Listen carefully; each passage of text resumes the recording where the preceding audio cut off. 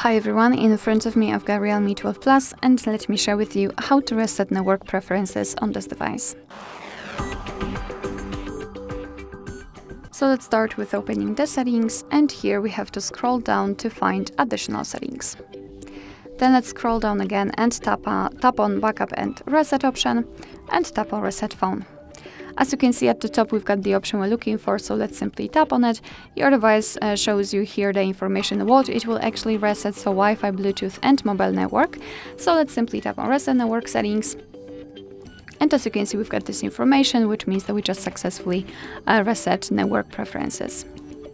Alright, so that will be all. Thank you so much for watching. I hope that this video was helpful, and if it was, please hit the subscribe button and leave the thumbs up.